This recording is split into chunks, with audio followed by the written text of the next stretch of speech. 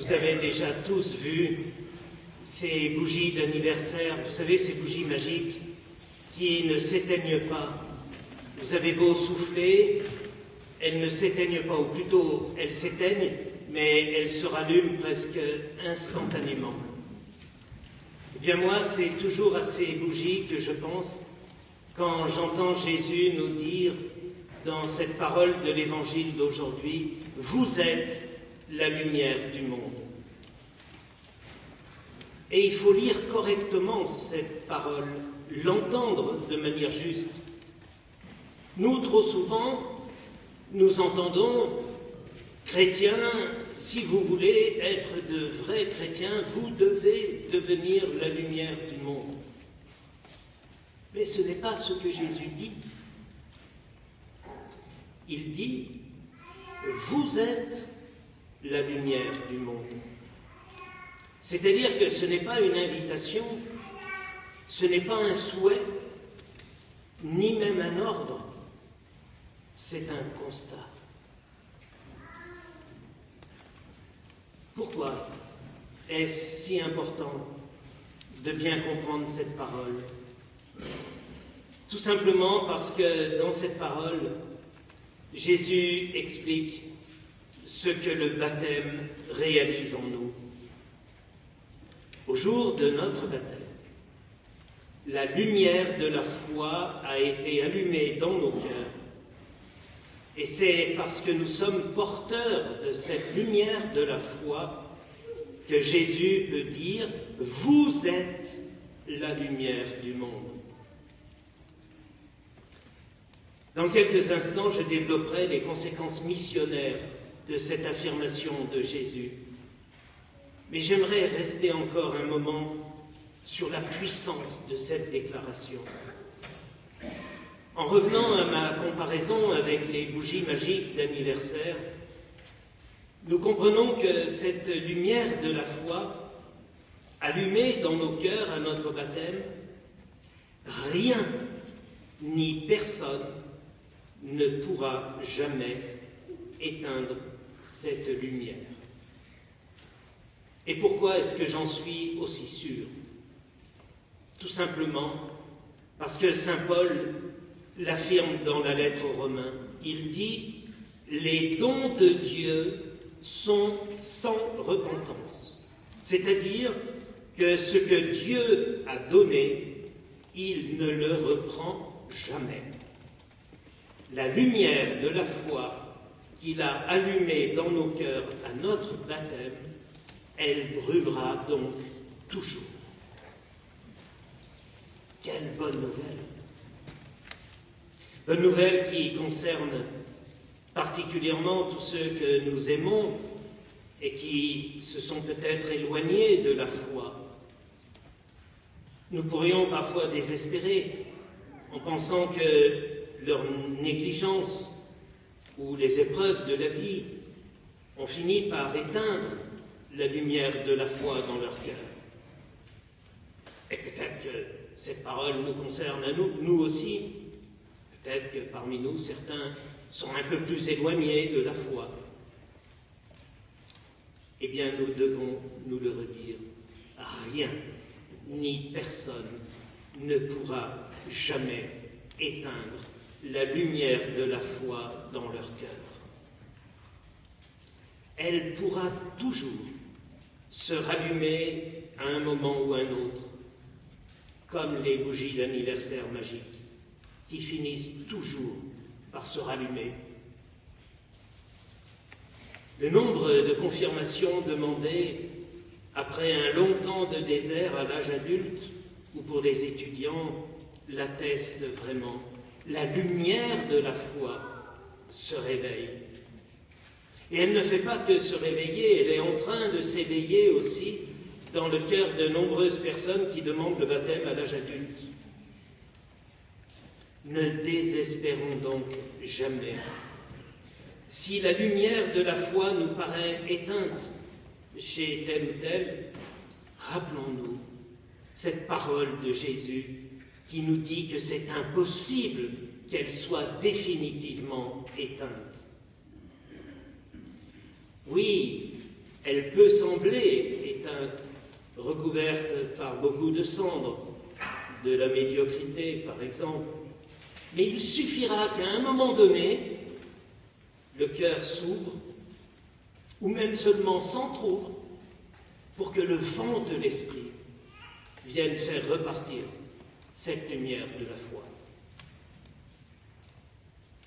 Maintenant, cette parole, elle dit aussi la responsabilité des chrétiens. Puisqu'ils sont habités par cette lumière qui rend leur vie lumineuse, ils ne doivent pas, comme le dit Jésus, mettre cette lumière sous le boisseau. Je n'ai pas besoin de vous faire de dessin.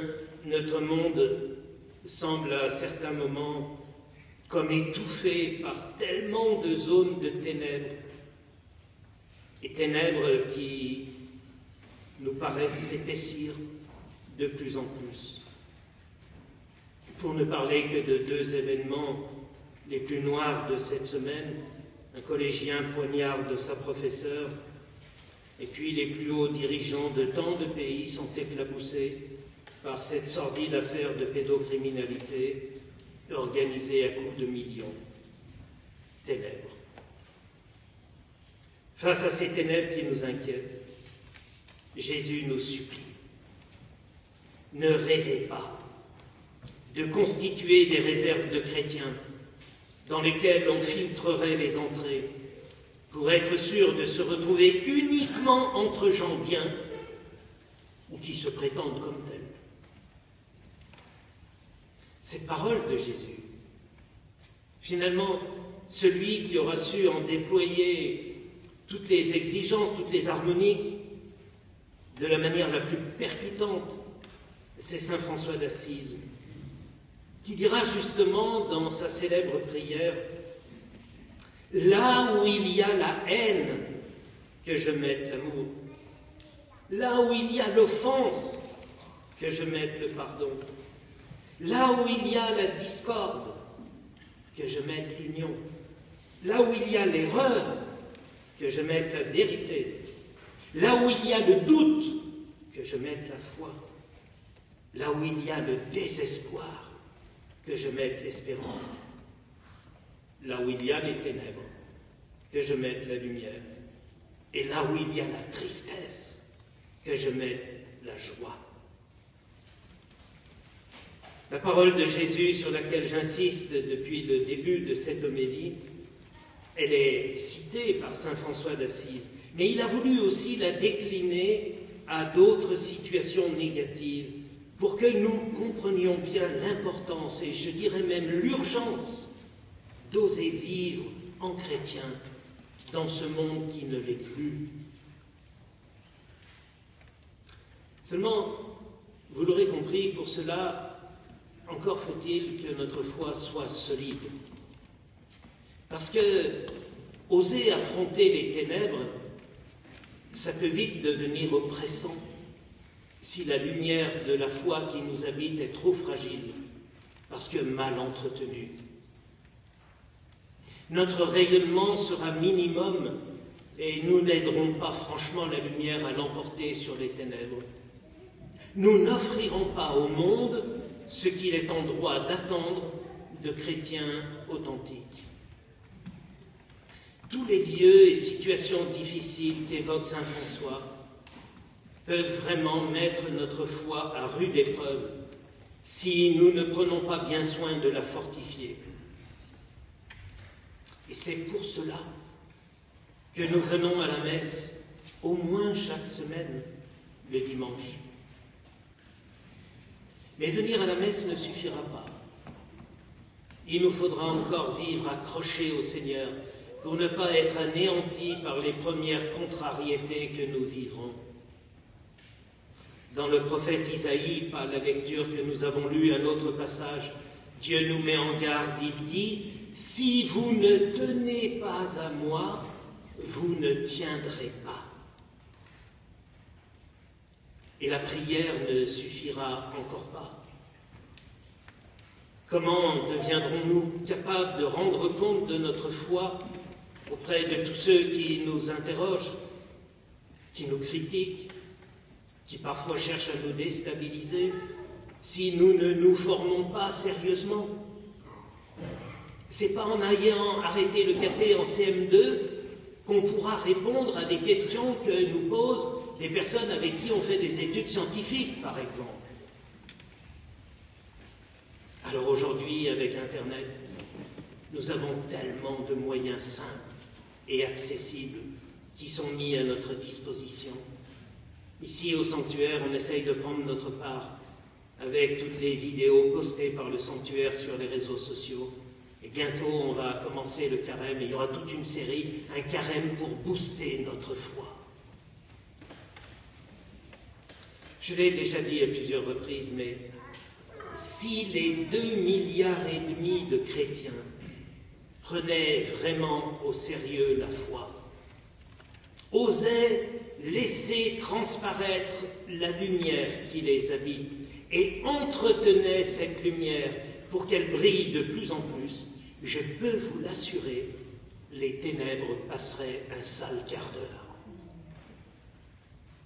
Tout ce que je viens de dire sur la lumière, avec les transpositions nécessaires, pourrait être dit du sel. Il y a tellement de personnes dont la vie est fade que nous n'avons pas le droit de rester entre nous. Le sel dans un pot de sel, ça n'apporte rien. Je le dis souvent à propos des jeunes qui attendent toute la semaine que le week-end arrive pour aller s'éclater en boîte, comme ils disent. Mais vous avez entendu les mots « s'éclater en boîte ». Quel horizon! Attendre toute la semaine cela. Comment voulez-vous que de tels objectifs puissent donner de l'enthousiasme dans une vie? Alors c'est sûr, moi, vu mon âge, mon look, c'est pas moi qui peux aller les rejoindre directement, mais vous, les jeunes chrétiens, puisque vous êtes la lumière du monde, puisque vous êtes le sel de la terre, c'est aussi à vous que s'adressent ces paroles de Jésus. Vous êtes la lumière dans la jeunesse, vous êtes le sel dans la jeunesse. C'est vous qui pourrez redonner goût à la vie à tant de jeunes de votre génération qui l'ont perdue.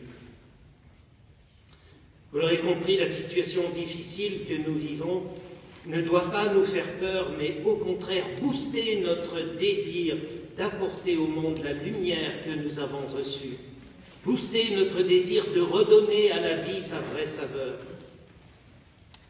Dans un grand rêve, les mots de la première lecture nous laissaient entendre ce qui pourrait se passer si tous les croyants vivaient vraiment en croyant. Par l'intercession de Notre-Dame de la Guêpe, demandons la grâce de croire que nous sommes vraiment lumière du monde et sel de la terre. Amen.